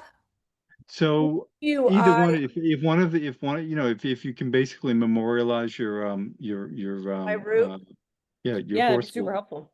and Okay. then that will show up relative to other landmarks, and we'll get an idea. Then relative to going through the Gould property, I think just contact the police at this point, but I don't expect Okay. much of an issue there. Where is the Gould property? Exactly. So Let me- if you're coming from Hunt Drive going toward Farm Street, there's this big stretch of there's like 25 Donnelly, then there's this big stretch of woods, and then there's like 16 Donnelly, just right along that curve. There's a Okay. couple Mhm. parcels in there that are Gould. I think there's a parcel that will be on your left at that point, and there might be another one kind of mixed in those woods, but it's kind of like Yeah, where the house where the Goulds live. There's like a scattering of parcels between them on Partridge and Grand Hill. Like, well, it was continuous. Oh, okay. There was originally a white fence, Mhm. Yes, Mhm. yes. I and was thinking then that. I think there must be a house there now, but that was their pasture. Mhm. Mhm. And then that continued across from there and all the way up to the where it met Grand Hill on the top side and then over that. Yeah. There's this giant wedge that went all the way up. And is Gould part of Huge property. Concom's land now, or is it just? Yes, we It have is, all of yeah, it. we right? accepted that a few years ago. Yeah, and So, some of it's quite wet. Oh, yeah. Okay. So, and maybe, you know, a bog bridge would get you through there. So, yeah. That's a So, fun summer project. Well, Yeah. I think it's something that when we accepted the Gould property, there was always the discussion about trying to make some continuity there. And now with the you know, the upcoming rail trail, the idea of being able to get all that to work together is awesome. I also like it because in theory, if we found something dry enough, we could make it wide enough that like folks with less mobility wouldn't have to go all the way up the Grand Hill hill and then all the way back down to walk that loop. Interesting point. I mean, to cut across Yeah, cut across because you kind from of one side under of Grand what the Hill to hump the is. other. We'll go from Donnelly to Grand Hill, which just sort of skips a big steep hill where the two of them come together at the top of like one Grand Hill, Donnelly and Grand Hill right up there. Yeah, it's around the corner from me. Yeah, yeah. Oh, right. Yeah. Yeah. So, So the swimming, yeah. So, the guy with the California Contemporary. Yeah. The weird house that doesn't. so what number is your house, Tim? 40, yeah. 40. Donnelly. Oh, okay. Oh, I see. Got it. Okay. Yeah, no, I think this it's a good project for the upcoming year. Okay. So, okay. Yeah, Excellent. and Sarah, if you have a trail, we can follow it hiking on trackers and figure out where everything is. So that'd be And I would love to, I don't need to be galloping through the woods. You can be on foot with me while I'm on my horse, so we can figure all That this sounds out. delightful, honestly. Or on that mythical invisible bike, but the so okay. By the way, And- speaking of AI, if you have Photoshop, you can circle it and say remove the bike, Oh, right. the bicycle, and it'll disappear. Greg tried that right before the meeting with It's Gemini. really specific, amazing. Oh, and Gemini. the AIs erased Wildwoods and put us in the Pacific Northwest. It was super funny. That removed the bike and we ended up in the Pacific Northwest, but it was beautiful. Hmm. Well, you know, then we'll use those pictures as enticement for people to use our trails. Oh yeah. No, the Cascades of Dover. Okay, let's see. Janet, why don't we move on to you? Okay, hopefully we can zip through these quickly. I had drafted the letter to go to the high school about the dumping issues. Hopefully we'll hear back from them soon. 6 Meadowbrook, that's the new home there. Dave Parrish still have not received the COC. I will follow up with him.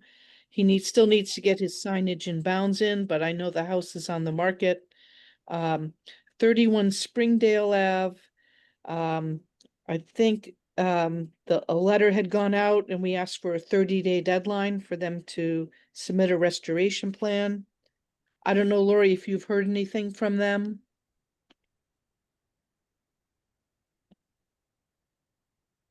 Not from 31. Okay. 29 Saddle Ridge. Lori was gonna send a letter out with a June 4th deadline.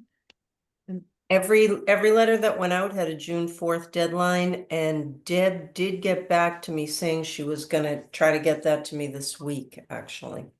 Okay. Red Robin, they just submitted an as-built, and I know Paul McGovern is working with Tetra Tech, but they're still not fully submitted their COC request, so that is in progress. I did want to take a couple minutes to talk to you about 88 Pine Street. And this is a separate issue from the well that's going in.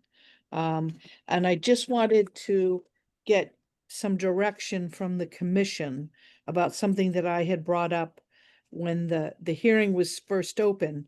I did a file review like I usually do of old files when we have a new NOI application. And I found that for when the house was built and some other work was done, this was going back into the no, that's not right.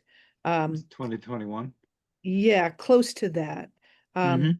The COC that came in showed a fairly extensive BVW line towards the house. Mm-hmm. So that was in early 2021, and GLM joisted that. And I have 100% confidence in the accuracy of what she submitted.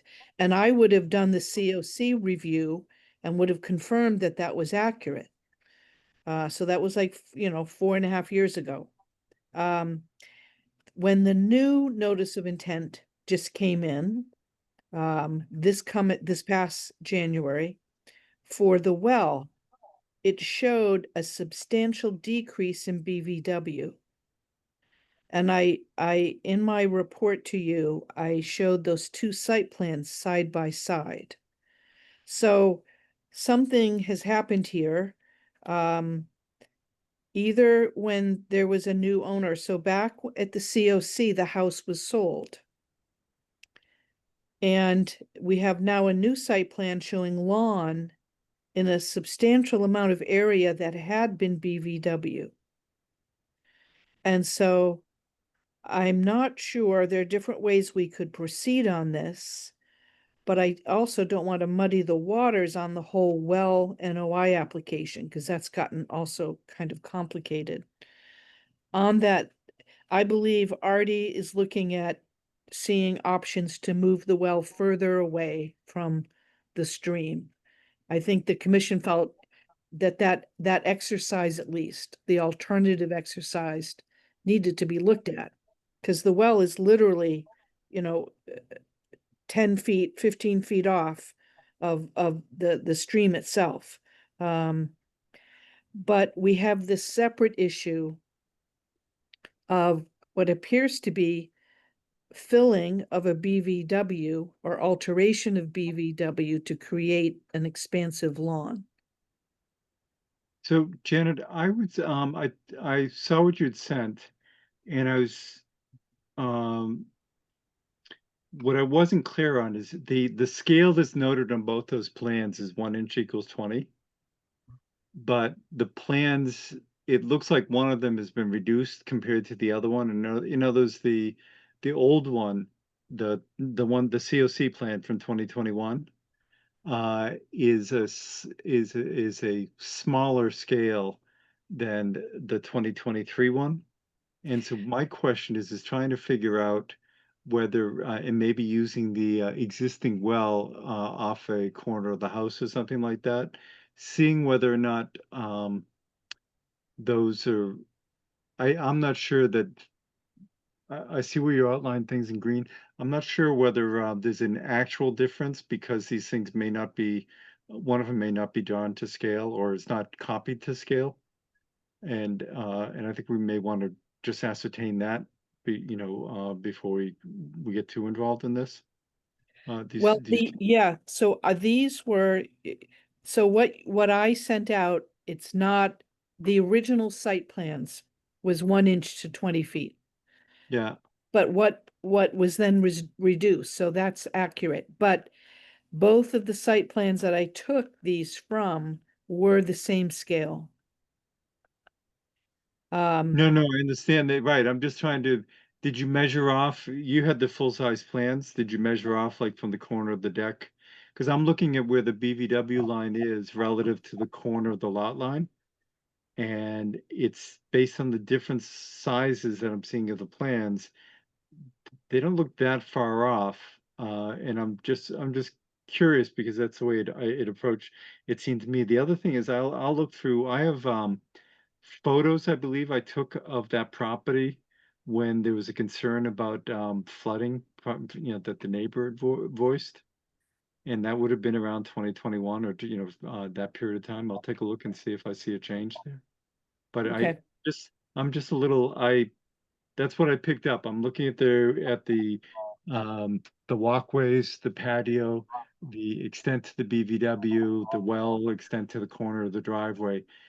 And I'm closer than the things are drawn, they're showing at different scales there. Or no, one was resized, and so measuring the same distance is not going to be show up correctly unless we know what that actual scale is for the reduced one. Okay. And- I'll take a closer look at that as well. Mhm. So the soonest they'll be back to us will be at the next meeting, so I should probably get some clarity on that. But Mhm. I also didn't know if this is something the commission would be concerned about. I mean, it's hard to approximate.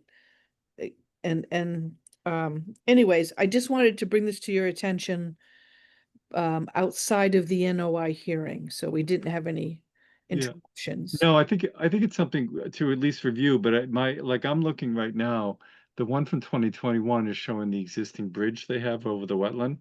Yeah, And the bridge on the 2023 one, at least comparing one to the other, looks to be around 30% bigger. But I don't think anything changed. That's the difference I'm seeing in the scale. And so I think we'll just get that clarified. And I'll take a look at Google Earth Pro and see if we see anything from their timeline. okay. Function there. And the site plan on the right, I didn't write my number very well. That's a 25. That's 13125. So that site plan, Oh, okay. Oh, that looks 23. Okay, so that's Yeah. a 5. Yeah. Yeah. So that's the one that looks like to the right of the house, as if there's a bigger difference going from the house down to the intermittent stream. that's where, right. And so it's tough to tell because when I look at the corners on the right there, they're very similar relative to the size difference between the two plans. So Yeah. I just think we'll need to do a little bit more research on that. Okay. Mhm. Next was I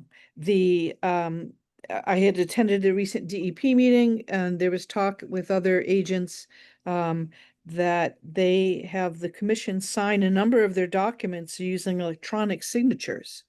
And so there is a process, there's a state statute that allows this, DEP also allows this. So I thought I at least wanted to bring it to your attention because it seems to me this could make things run a lot more efficiently. If we adopted this procedure, then we wouldn't be, waiting for signatures and could move permits along maybe a little bit more quickly. So I didn't know if the commission wanted to consider this. It's a simple vote that we would take at our next meeting. And then follow the procedures to get that done. Sure, Well, I it's think gonna it's be- I think Very it's a much- great idea. Yeah, I can think I please so- support this? All of us But would love that. I think let's have since Lori handles this stuff in the office here. Lori, are you familiar with the electronic signature component of things? Lori, If I- you're if- muted. Unmute, please.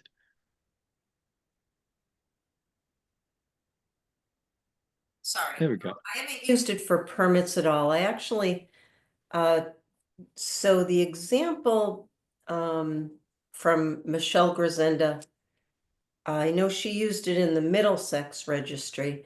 I made a quick call to the Norfolk County registry and she wasn't familiar with this particular procedure, but she did tell me that they needed one wet signature on the permits, and she sort of hinted that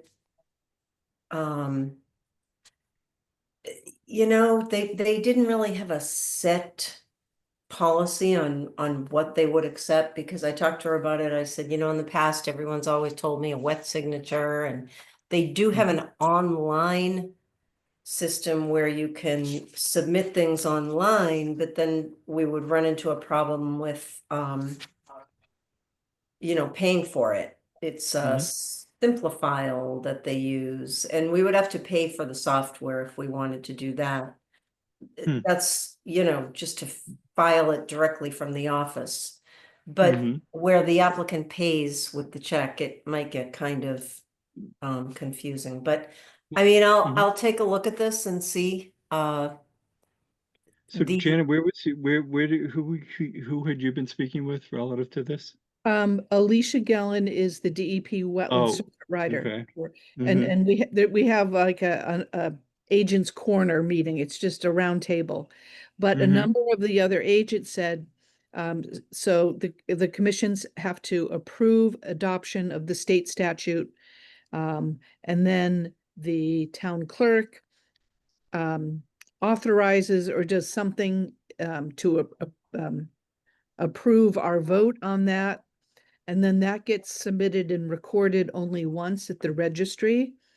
And then everyone's electronic name appears on the permit, and then a staff person like Lori can make a wet signature. So there is a wet signature still, but it's with the authority delegated to her by the commission. Okay, so Lori, can you follow up with Alicia and maybe Jen, if you can give her a name of another agent? And then also we want to check in with the town, because as they're moving towards doing, applications online as well, there may be something that, flows into that. So I don't want to go ahead and vote on this, just because it just came over the transom here. I want to, make sure that, we're not stepping on any toes with the town, with town management. Go Yep. ahead, Lori. Yep. Lori. So, John, I have the entire policy. You all got like a screenshot of it, I think, from Janet, but this was written by Michelle Grisenda, who I don't know if she's in Lincoln now, I'm not sure, but so I can send you that to look at, and also her Okay. sample of the certificate of vote and the process. There's about 5 or 6 steps to get it rolling. That's how you Yeah, want and I to. think the thing too is, maybe Mona would know, or somebody else would know it relative to, whether like planning board would be another place where something like this would be, appropriate, whether they're doing something like that. I just want to make sure we don't. I don't know. I think the only other people that record I don't know if planning, I don't know how much they record at the registry of deeds. Oh, I they know- record, I mean, any special permits. Any and decisions? Not necessarily, not all decisions, but virtually all. Same with ZBA, although I don't know how often they do things, but all those things end up being recorded. And the question would be just to go across the hall and see whether or not they do any electronic Okay, I'll recording. ask around. Okay. And Okay. if you're gonna be talking to town council, this might be something to add to that list. That's Yeah, exactly what I was gonna yep. say. Yep, okay. Okay, great. Okey-doke. So Claybrook Road, lot 3-4, is getting close to their 3-year wetland replication completion, and also completion of their vernal pool survey work. I've been out there recently. The vernal pool looks very healthy, as does the wetland replication area. But I just wanted to touch base on that with everyone, because that was quite the project with a lot of disturbance. But I will say, the wetland out there is looking pretty good, and the data from the vernal pool survey indicates that the migration, the habitat migration, and the functioning of that is very good. And is that a 3-year deal, so that then if we grant them a COC, or that we no longer get any reports? I believe that's right. I'm gonna go back Mhm. over the original permit. They are on the hook for 5 years for the invasive management work. Okay, yeah, I thought there was a 5-year issue. But Okay. if we feel the wetland replication is not adequate, if they haven't met the 75% coverage, then we could extend that requirement. Okay. No, I mean, given how things started, it sounds like it's moving along. And considering also the problem with the, I don't know, whatever the new bridge is, across the street. Oh, right, the abutment there, yeah. Abutment. So at least that makes me happy that at least the critters are still moving back and forth Mm-hmm. during that Yep. whole disturbance. So Yep. And then the last is, I don't know if people saw, I sent out a revised article. There's an upcoming Charles River Watershed Building Climate Resilience Program. So I Mhm. thought we'd put that into the newsletter. I don't know if people had any comments on that. Can you, I looked at it, it looked great. Could you just double check when I went to click on the links that were there? Yep, They took me to a dead site. okay, Can you just say, and yet when I read the links, I didn't have a chance to actually type the link in, but when I clicked on it, it didn't take me where I was expecting to go. okay, I'll double check that. Okay. Okay. Oh, Okay. oh, and Anyone I have- have, one last thing. Yeah. Some good news. I was approached by a resident who's interested in joining the Concom. Her name is Zaga Alensis, and she is an environmental advocate, a long-term environmentalist. She's a librarian by training, but is very has a skill set in terms of doing science research and data collection. This is She had- awesome. yeah, she attended one of our meetings and was not discouraged, so that's Oh. good. Oh, yeah. And so she's going to send me her resume, and I'm wondering if the commission might want to put her on the next agenda for a short interview. Yeah, we don't have to do it. She's hired.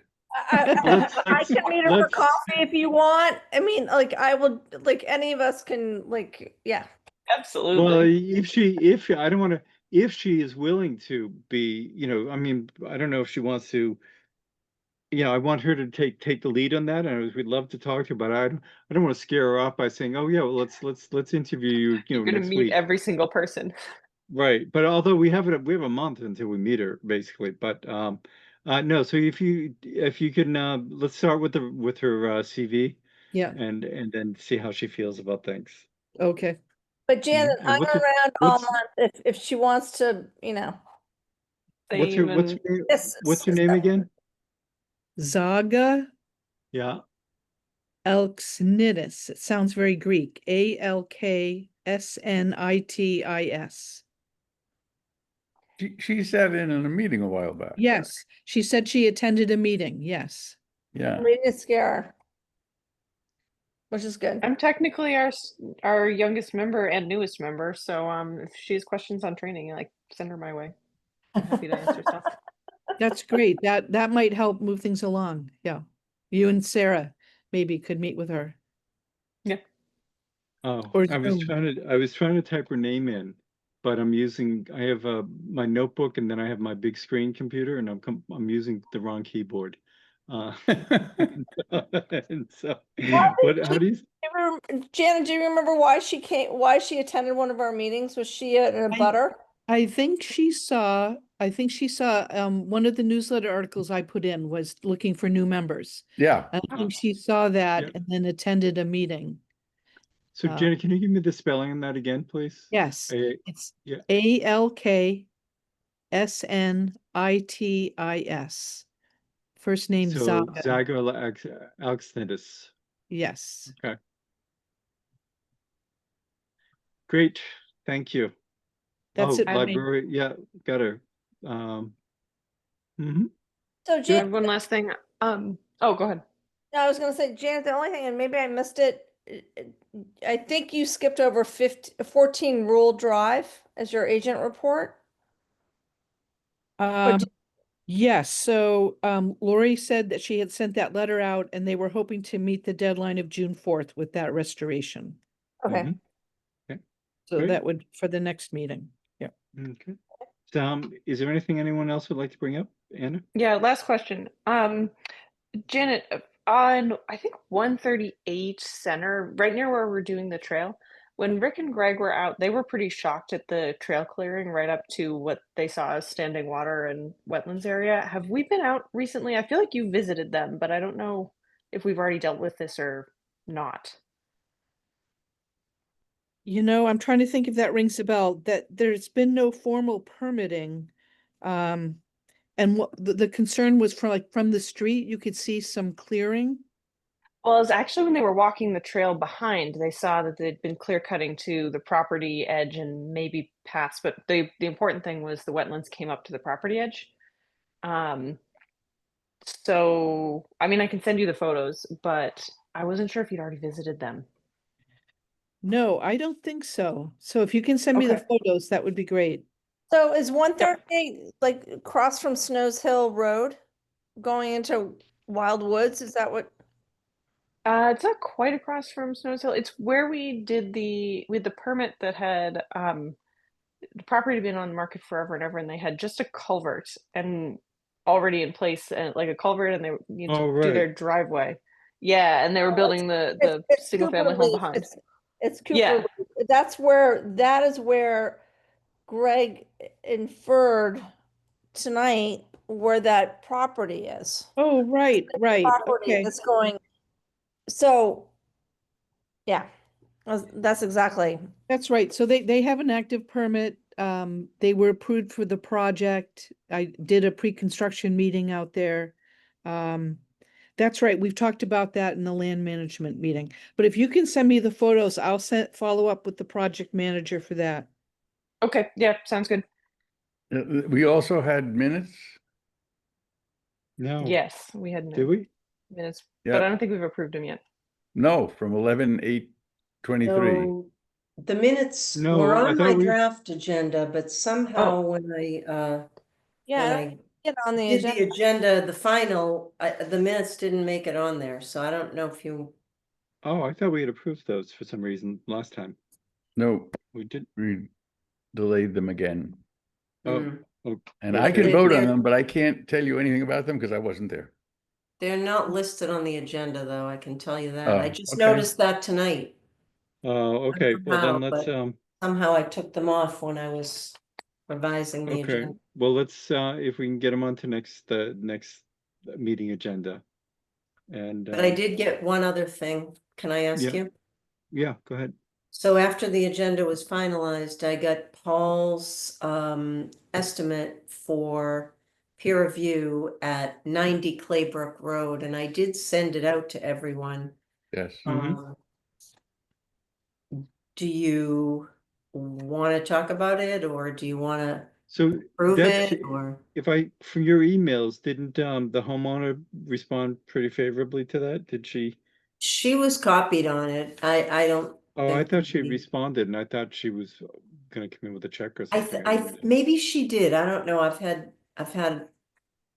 a couple of these that I've had to get checks Okay. for. I got the check for 8 Pegan Lane. But Mhm, I think she responded. I don't remember what she said, but I don't think it'll be a problem. So do And we it need was to for approve? 3,060. Mm-hmm. So, are you looking for us to approve that? If you wish to do that, and Mm-hmm. then I thought I could have you sign it tomorrow when you're in. Okay, so it seemed appropriate when I saw the email and the quote. I'll entertain a motion to accept that. Move to accept the fee Ecotech. for what is it? So It's Paul's peer review estimate. Paul's for- peer review estimate for 90 Claybrook. for 90 Claybrook, yes. Okay. Thank you. All in favor? Tim? I just found it, yes. Yes. Anna? Aye. Sarah? I, And I'm an aye. Okay, so I'll sign Thank that you. tomorrow. It's interesting. I just did a quick cursory glance of the DEP website, but I must have been on the wrong site because I didn't find the evidence of the old oil spill there. But I also went to other sites, other locations that I knew there had been spills, and I didn't find those either. So I'll double check on that. I know there was a question about making sure that was closed out. Okay. There was Anything else? one I remember, this is a long time ago. I don't know if you were, I think it was 25 Farm Street, but I'm not sure of the number. Oh, I think I recall that. Yeah. And they had a slow leak that was slow enough that they didn't realize it for years. Hmm. And not only did it contaminate the ground around the buried tank, but it went under the house. So 25 is that Pulte style house that Hignorani put up? No, no, this is a house. It's kind of up on a hill, and it Mhm. has a little sun porch from the street on the right side. That was the piece they saved from the old house. Oh, interesting. Oh, okay. But they tore down. They were going to move the house back, and then they just tore it down. Well, Interesting. It wasn't a great house, but you know. well, it's funny when I looked at the DEP site, there Verizon seems to be, or not Verizon, EverSource. They seem to, whenever they touch a transformer, they seem to spill the mineral oil onto the Yeah, but ground. this was evidently No, a lot hundreds of worse. Yeah. gallons of Yeah. yeah, Yeah. heating oil. No, I had friends in Jamaica Plain where they had a new tank put in, and the same oil company, their own oil company, put the tank in, and they didn't take out the fills from the old tank. And the driver came and filled up their basement with 400 gallons worth of oil. Then That happened when I lived in Cambridge. That happened. He forgot to take off the vent cap Yeah, and and burst the then tank. then they pumped it out into the street, and it went into a catch basin and went down towards Jamaica Pond. They and the oil companies are protected 5 ways from Sunday from liability because of lobbying, and it took until their kids were halfway through college for them to pay off what it cost them. And, Wow.